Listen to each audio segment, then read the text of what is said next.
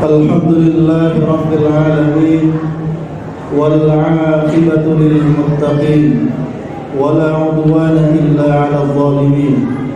Asyhadu an la ilaha illallah al-malikul haqqul mubin wa asyhadu anna Muhammadan 'abduhu wa rasuluhu as-sadiqul wa'dil amin. Amma ba'du fa ya ibadallah usikum wa nafsi bi taqwallah faqad faza al-muttaqun. Wa laqad qala ta'ala a'udzu billahi minasy syaithanir rajim. Bismillahirrahmanirrahim. Ya ayyuhalladzina amanu taqullaha wa qulu qawlan sadida yuslih lakum a'malakum wa yaghfir lakum dhunubakum wa may yuti'illaha wa rasulahu faqad faza fawzan 'azima. Allahumma salli wa sallim wa barik ala sayyidina Muhammad wa ala ali sayyidina Muhammad. Ma'asyiral muslimin, jamaah salat Jumat yang dimuliakan oleh Allah Subhanahu wa taala. Pada kesempatan khutbah yang mulia ini, marilah sama-sama kita renungkan satu hadis Rasulullah sallallahu alaihi wasallam yang diriwayatkan oleh sahabat mulia Abu Hurairah radhiyallahu anhu. Ia berkata, su'ila Rasulullah sallallahu alaihi wasallam an aktsari ma yudkhilun nasal jannah. Bahwa Rasul pernah ditanya tentang sesuatu yang paling banyak memasukkan manusia ke dalam surga. Faqal, maka Rasul menjawab, taqwallahi wa husnul khuluq, yaitu ketakwaan kepada Allah dan akhlak yang mulia. Wa su'ila an aktsari ma yudkhilun nasa an-nar, dan beliau juga ditanya tentang sesuatu yang paling banyak menjerumuskan manusia masuk ke dalam neraka. Faqal, maka Rasul menjawab, al-famu wal faraj, yaitu mulut dan kemaluan. Ma'asyiral muslimin jamaah rahimakumullah. Hadis ini memberikan kepada kita beberapa pelajaran. Yang pertama, kita mendapati betapa para sahabat Rasulullah sallallahu alaihi wasallam adalah orang-orang yang senantiasa memberikan perhatian terhadap amalan-amalan yang dapat mendekatkan diri mereka kepada Allah dan dapat memasukkan mereka ke dalam surga. Mereka juga memberikan perhatian tentang amalan-amalan atau hal-hal yang dapat menjauhkan seseorang dari Allah Subhanahu wa taala dan dapat menjerumuskan mereka ke dalam neraka, sehingga mereka dapat menjauhi perbuatan-perbuatan tersebut. Kemudian pelajaran kedua yang kita dapatkan dari hadis ini, bahwa Rasulullah sallallahu alaihi wasallam adalah seseorang yang memiliki perhatian yang amat sangat besar kepada umatnya, dan beliau sangat berkepentingan untuk menjadikan mereka sebagai hamba-hamba Allah yang bertakwa, hamba-hamba Allah yang saleh. Beliau menginginkan agar kita semua senantiasa komitmen dengan perintah Allah, menjauhi larangan Allah, dan beliau sangat komitmen dan sangat berharap agar umatnya dapat masuk ke dalam surga dan dijauhkan dari api neraka. Maka beliau seringkali memberikan nasihat-nasihat kepada umatnya, kepada sahabatnya, dengan kalimat yang singkat namun padat dan syarat akan makna, seperti hadis yang baru saja kita dengarkan. Ma'asyiral muslimin jamaah rahimakumullah. Kemudian pelajaran ketiga yang kita dapatkan dari hadis ini, bahwa hadis ini mendorong kita untuk menghiasi diri kita menjadi hamba yang bertakwa kepada Allah dan senantiasa menunjukkan akhlak yang mulia, karena keduanya merupakan sebab yang dapat mengantarkan kita masuk ke dalam surga Allah Subhanahu wa taala.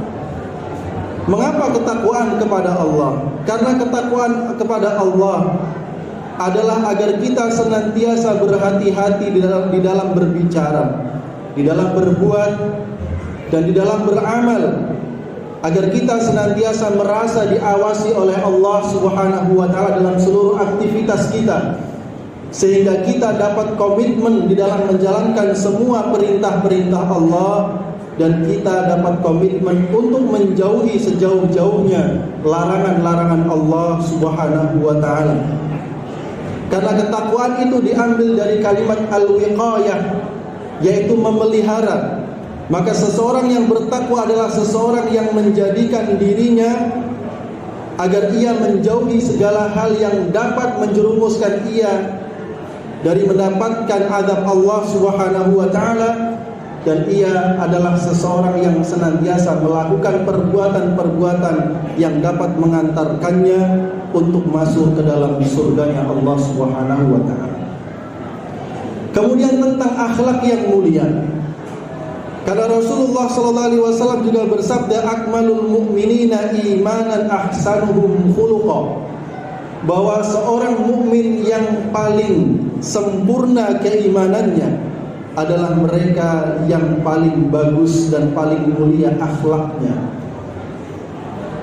Akhlak yang mulia adalah satu kalimat yang mengungkapkan tentang bagaimana kita memperlakukan sesama manusia, agar kita perlakukan mereka sebagaimana yang dikehendaki oleh Allah Subhanahu wa taala. Derajat akhlak mulia yang paling rendah adalah menjauhkan diri kita dari perbuatan-perbuatan dan perkataan yang dapat menyakiti hati manusia, dan derajat yang paling tinggi adalah kita mampu untuk terus berbuat baik kepada siapapun, bahkan kepada orang-orang yang selama ini menyakiti dan menzalimi kita. Ma'asyiral muslimin jamaah rahimakumullah, maka barang siapa yang dapat menghiasi dirinya dengan ketakwaan dan akhlak yang mulia, maka ia telah melakukan dua sebab yang akan mengantarkannya masuk ke dalam surga, dan ia akan kekal abadi selama-lamanya mendapatkan kenikmatan Allah di dalamnya. Kemudian pelajaran yang keempat dari hadis ini adalah Rasul sallallahu alaihi wasallam mengingatkan kita untuk menghindari dan menjauhi sejauh-jauhnya dua hal yang dapat menjerumuskan kita ke dalam api neraka. Yang pertama adalah mulut, yang kedua adalah kemaluan. Kenapa mulut? Yang dimaksud dengan mulut adalah lisan. Karena apabila manusia tidak mampu mengendalikan lisannya, maka lisan sebagai anggota tubuh yang amat sangat sederhana ini justru akan mengantarkannya ke dalam api neraka. Lisan yang tidak dikendalikan, ia akan senantiasa memicu permusuhan, akan memutus tali silaturahim, mengumbar aib, mengadu domba, dan sederetan perbuatan-perbuatan buruk lainnya, tidak sedikit yang disebabkan karena lisan yang tidak bisa dikendalikan. Karena itulah Rasulullah SAW berpesan kepada Mu'adz bin Jabal, maukah engkau aku beritahu tentang sesuatu yang dapat menjaga semua iman dan Islam? Maka Mu'adz menjawab, tentu ya Rasulullah. Maka Rasul sembari menunjuk kepada lidahnya, beliau mengatakan, kuffa alaika hadza, maka tahanlah olehmu lidahmu ini. Lalu Mu'adz bertanya, ya Rasul, apakah manusia akan dihisab dan diazab oleh Allah disebabkan karena lidahnya? Maka Rasul kemudian bersabda, wahai Mu'adz, justru kebanyakan manusia tersungkur ke dalam api neraka adalah karena disebabkan ulah daripada lidah mereka yang tidak dikendalikan. Ma'asyiral muslimin jamaah rahimakumullah. Kemudian Rasul juga mengatakan di antara yang dapat menjerumuskan manusia masuk ke dalam neraka adalah kemaluan. Yang dimaksud adalah ketika kemaluan itu dipergunakan pada hal yang tidak dihalalkan oleh Allah Subhanahu wa taala, yaitu perbuatan zina. Dan yang lebih keji dari itu semua adalah perbuatan liwat atau menyukai sesama jenis yang kita kenal sekarang dengan sebutan LGBT. Allah Subhanahu wa taala benar-benar memperingatkan kepada kita tentang dosa besar dari perbuatan liwat ini atau perbuatan zina. Bahkan Allah sudah menetapkan satu hukuman khusus bagi siapapun yang melakukan perbuatan zina, yaitu mereka akan dirajam sampai mati. Begitu pula Allah Subhanahu wa taala mengingatkan kepada kita tentang salah satu sebab yang menyelamatkan kita dari neraka dan memasukkan ke dalam surga. Dalam firman-Nya Allah Subhanahu wa taala mengatakan, walladzina hum li furujihim hafizun.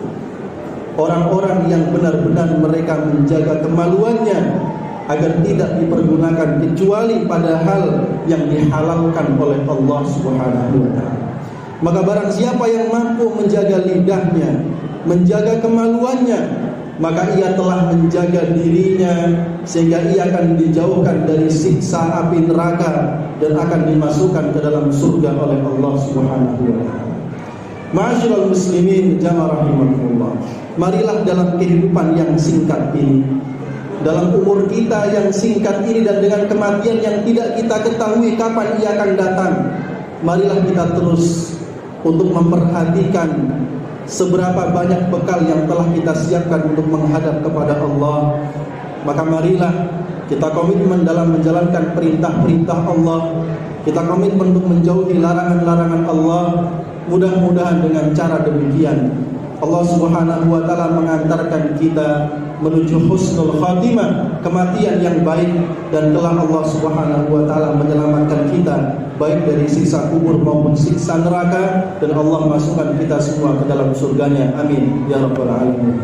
Barakallahu li wa lakum fil Qur'anil azim wa nafa'ani wa iyyakum bima fihi minal ayati wa dzikril hakim wa taqabbala minni wa minkum tilawatahu innahu huwal ghafurur rahim.